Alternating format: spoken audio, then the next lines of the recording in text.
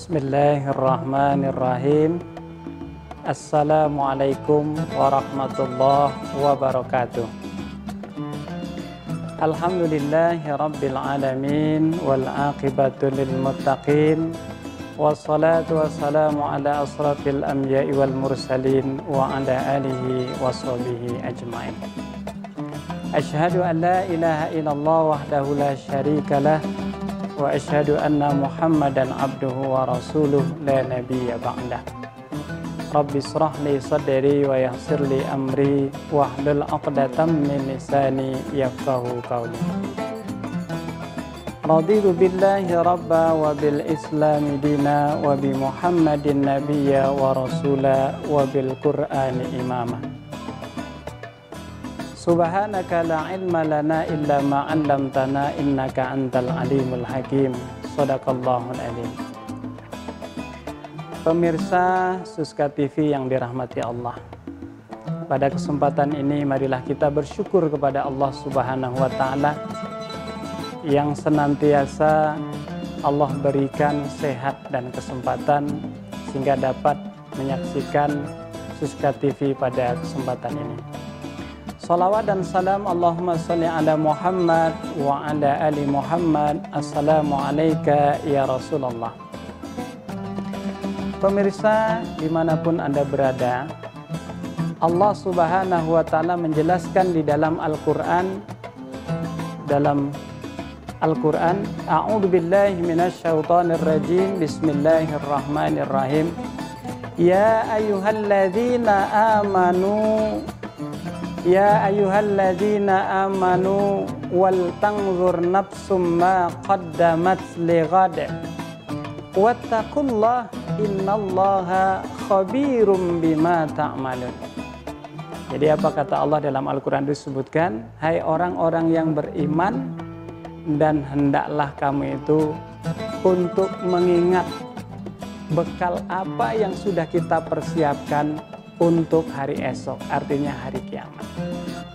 Pemirsa dimanapun Anda berada, terutama kepada para mahasiswa sekalian, kaum muslimin dan muslimat, bahwa kita sebagai manusia itu harus bukan hanya mempersiapkan bekal di dunia, terlebih adalah bekal yang abadi, yaitu di akhirat. Ad-dunya darul amal wal akhirah darul jaza. Dunia adalah tempat beramal, akhirat adalah memetik hasil. Sebagai mahasiswa misalnya, tentu harus ketika sukses di dunia dia harus ada bekal, terutama adalah ilmu, ada skill, ada kerja keras. Nah, tiga inilah, ada skill, ya, kemudian ada ilmunya, kemudian ada kerja keras. Inilah yang membuat berhasil untuk mengarungi kehidupan dunianya. Ya, kalau bermalas-malasan, tentu bagaimana dia akan mendapatkan pekerjaan yang kita inginkan. Dapat pekerjaan tapi tidak punya skill di dalam bidangnya, tentu orang pun tidak mau menerimanya. Itu soal dunia. Jadi untuk itu di dunianya juga kita harus mendapatkan, terlebih akhirat. Karena dunia itu cuma dua saja. Dunia itu ada pintu masuk, ada pintu keluar. Apa itu masuk? Pintu masuk ke dunia ini adalah lahir. Ya, lahir di dunia ini. Kemudian ada pintu keluar. Keluar dari dunia, yaitu mati. Orang dari lahir, anak-anak, remaja, dewasa, tua. Kalau udah tua akhirnya mati. Tak ada orang yang dari kecil, remaja, dewasa, bekerja sekian tahun, 30, 35 tahun, pensiun. Habis pensiun langsung masuk TK lagi, kan tidak ada. Itulah dunia. Ya, seenak-enak pun di dunia, ya hanya sementara. Untuk itu jamaah yang dimuliakan oleh Allah Subhanahu wa taala, kata Allah ini, hai orang-orang beriman, ingatlah bekal apa yang kita persiapkan. Ligot itu artinya hari kiamat besok, yang mana di situ tak ada naungan, ya, kecuali amal kita inilah yang bisa menyelamatkan kita. Untuk itu kepada kita semuanya, marilah kita persiapkan diri kita untuk memperbanyak bekal. Ya, bekal kita.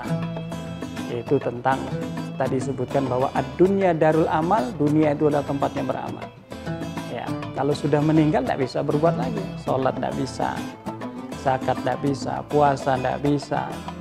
Apapun yang kita lakukan tak ada artinya. Dan karena kita sudah meninggal tentu tak bisa berbuat apa-apa. Tapi ada pahala yang mengalir. Apa itu pahala yang mengalir? Kata Rasulullah, "Idza mata ibnu Adam inqata amaluhu illa bisalasin." Orang yang mati itu amalnya terputus karena tidak bisa beramal lagi. Kecuali 3 perkara. Apa itu 3 perkara itu? Adalah shadaqatun jariyah. Sedekah yang mengalir. Contohnya apa sedekah itu yang mengalir? Ya, misalnya kita sebagai seorang, ya di bulan Ramadan ini misalnya memberikan perbukaan. Ya, itu memang berpahala, tapi sementara saja. Ada yang jariah. Ya, sedekah ke masjid, semen, sedekah keramik, ya buat masjid, apalagi buat masjid ya dari awal sampai akhir orang ibadah di situ. Selagi itu dipakai, dimanfaatkan, maka pahala akan mengalir. Walaupun kita tidak ada. Ilmu yang tafa'ibih, ilmu yang bermanfaat. Contoh para ulama-ulama kita, ada Buya Hamka, ada An-Nawami Al-Bantani misalnya. Banyak lagi ulama-ulama yang dia memiliki ilmu dan ilmunya masih kita pakai hari ini. Sehingga walaupun dia tidak ada, tapi mengalir pahalanya. Kemudian yang ketiga adalah waladun soleh yada'ulah, anak soleh yang selalu mendoakan. Bapaknya sudah meninggal, tapi karena punya anak-anak yang ditinggal itu ini yang soleh, yang taat beribadah kepada Allah, maka orang tua tidak ada, tapi pahalanya mengalir terus. Jadi 3 hal inilah yang perlu kita ingat. Ya, sedekah jariyah, kita bagaimana usaha punya, menganggap bahwa harta itu adalah titipan sementara. Ya, berapapun harta yang kita miliki ini, tapi yang milik kita itu adalah yang pernah kita belanjakan di jalan Allah. Contoh kita ada uang 110.000 hari Jumat misalnya. Kira-kira yang dimasukkan yang berapa? 10 atau 100.000? Ya, mungkin kebanyakan ada yang menjawab yang 10 Pak. Ya, yang 100 sayang ya kan? Karena dia besar itu. Nah, padahal sesungguhnya yang milik kita itu yang kita masukkan tadi, yang 10.000 tadi. Bukan yang 100.000. Karena yang 100.000 itu belum tentu menjadi amal bagi kita. Kalau yang 10 itu udah jelas. Itu pasti jumpa di akhirat nanti. Kalau itu ikhlas. Nah, itu contoh amal ibadah yang akan kita dapatkan di akhirat. Nah, tapi kebanyakan orang ya antara iman, antara akal, ya kan? Antara ilmu itu beradu, antara nafsu beradu. Ini yang saya masukkan ini yang 10.000 atau yang 100.000, ya, yang 10.000 dan 100.000. Ya. Kalau orang yang tinggi imannya, ya, kemudian ilmunya pun tinggi, ya, contoh para sahabat, Nabi ya, yang bahkan ada yang tidak menyisihkan hartanya itu. Ya, istri Rasulullah Khadijah. Ya, yang begitu totalitas memberikan hartanya itu untuk perjuangan Rasulullah. Kalau kita kan masih berpikir, ya sayanglah nanti saya makan apa kalau saya berikan semua. Kenapa? Keyakinan kita ini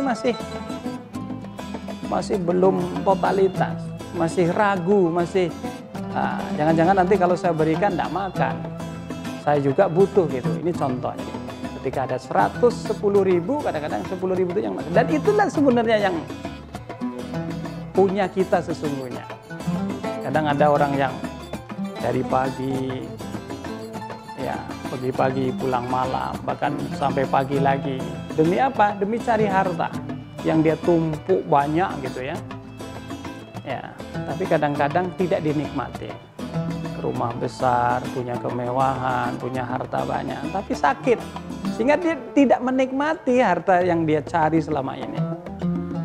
Jadi oleh sebab itu berdasarkan dari ayat ini, marilah kita untuk mempersiapkan bekal yang terbaik. Ya, bekal yang terbaik itu ya ketika kita masih hidup tentu ya amalan yang langsung. Ada sholat, ada puasa, ada zakat, berinteraksi silaturahim dan lain sebagainya. Jadi dengan cara inilah yang kita bisa lakukan di dunia, kita tidak tinggalkan bekerja untuk duniamu seolah-olah kamu akan hidup selamanya. Kalau hidup selamanya tentu kita bayangkan kalau hidup selamanya banyak kan harta menumpuk. Setelah itu beribadahlah seolah-olah kamu akan mati besok. Artinya apa? Ketika sedang ibadah khusyuk sekhusyuknya. Ya, seperti kita mau mati besok, bagi tentu persiapan. Tentu apa yang kita lakukan ibadah itu dengan sebaik-baiknya. Ya, pemirsa Puska TV yang dirahmati Allah Subhanahu wa taala. Mudah-mudahan dari sarahan singkat ini bisa memberikan motivasi kepada terutama diri saya sendiri dan juga pemirsa di manapun berada. Marilah kita bersiapkan bekal yang terbaik sebanyak-banyaknya, yaitu fastabiqul khairat, berlomba-lomba dalam yang baik-baik saja. Ya, ada yang baik udah diniatkan pun tidak terlaksana. Kadang ada yang jelek, tak ada niat bisa terlaksana. Nah, itulah begitulah godaan dunia ini. Jadi untuk itu marilah kita niatkan dalam diri kita bahwa dalam hidup setiap tindakan kita bernilai ibadah sehingga bermanfaat kita baik di dunia maupun di akhirat. Fastabiqul khairat fa'tabiru ya ulil absar la'allakum turhamun. Wabillahi taufiq wal hidayah. Assalamualaikum warahmatullahi wabarakatuh.